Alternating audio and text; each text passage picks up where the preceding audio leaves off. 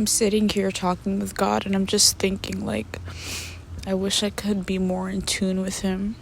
I wish I could hear him more clearly. I wish I got even just the littlest insight to what he's doing in my life. And everybody's so quick to tell people to be obedient, be obedient, be obedient. But nobody ever really talks about how hard it is to be obedient. Our brain does this thing where it automatically puts up a wall, a system to protect our bodies when it feels like we're in the slightest position of danger. When there's anything that can be of a threat to us, our brain automatically puts up a wall and a system to defend ourselves and to protect us. But nobody talks about having to ignore that system built within us to follow God and be obedient. Like, how do you be obedient when your brain's telling you, don't go here? Don't go here. Be on defense mode, and God's saying, just let go. Like, who do you listen to? And everyone's like, obviously people would say listen to God, but it's so hard to do that.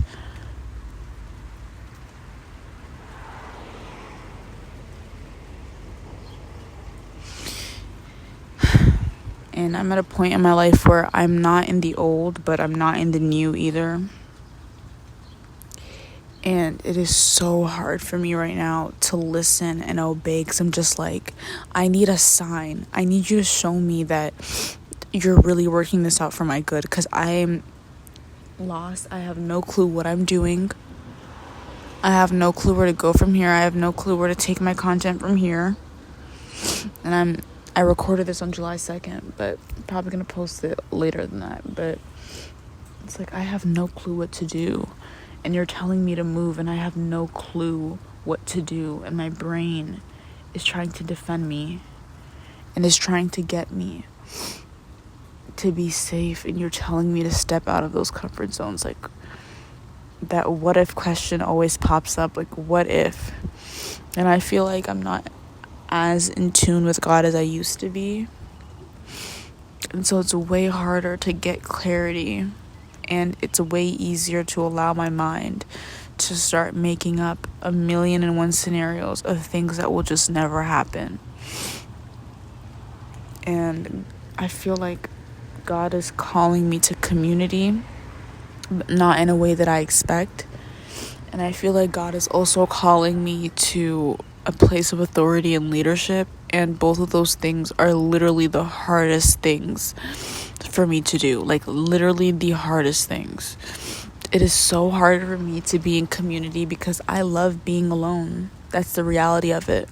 I grew up in a household where there was constant noise, constant chaos, constant mayhem. I never had a second of peace. And so when I do have that second of peace, I tend to be alone.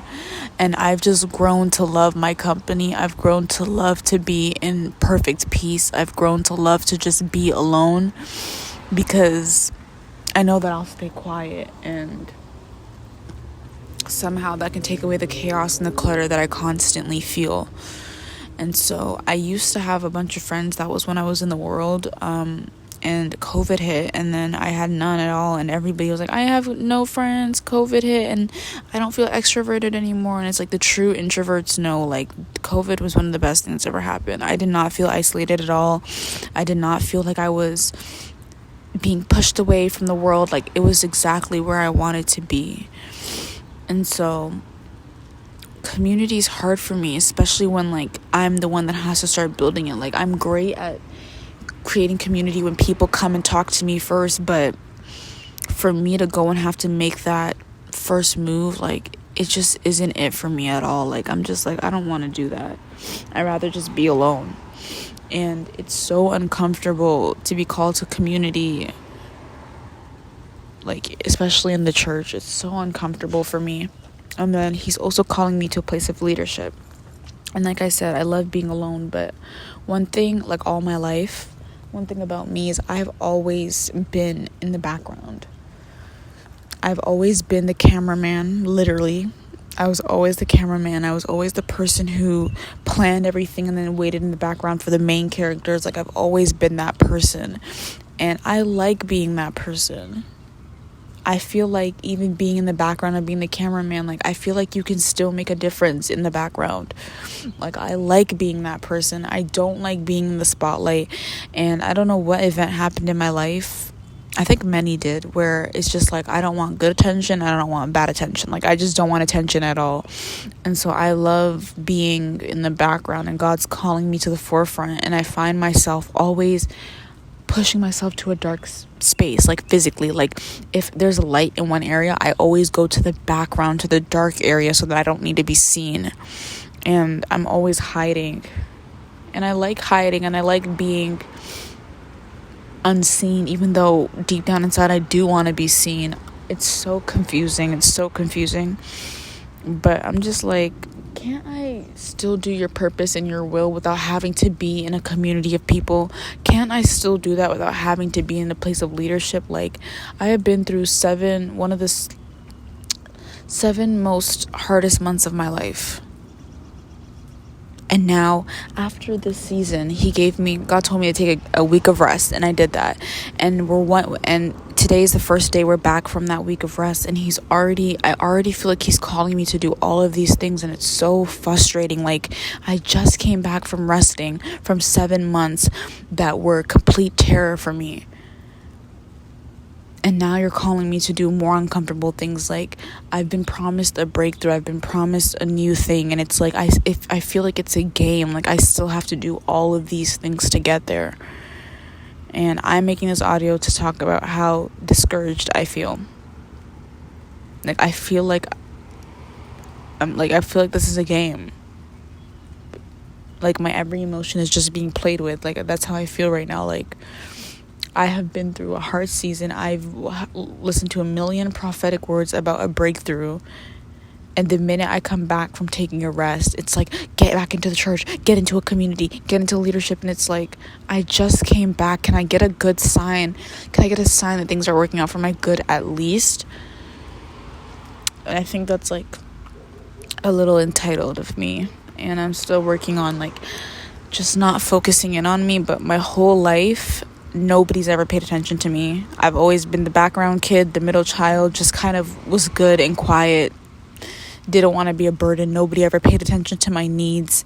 And so I guess my way of redeeming that is like only paying attention to me, but I'm doing it in the world's way, which makes it self-centered, instead of doing it God's way, which makes it humility.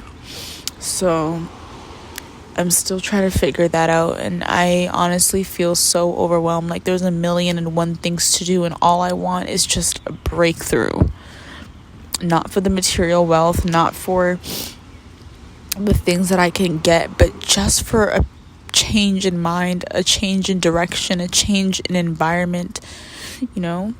And I always feel like things are always so much harder for me to obtain, like things that God will give people in seconds. Like, he makes me do like all of these things to obtain it, and it's so hard and difficult. Like, and I know if things get harder, that maybe means that your calling is higher, but like, I'm also really tired of hearing that. Like, my calling can be as high as it needs to be, but that doesn't mean I have to go through pain and struggle to get everywhere that I want to get or that I need to get to. So that's my audio for today. I'm not mad at God. I'm just tired and honestly just like sick of my old season. It's sick of being in transition.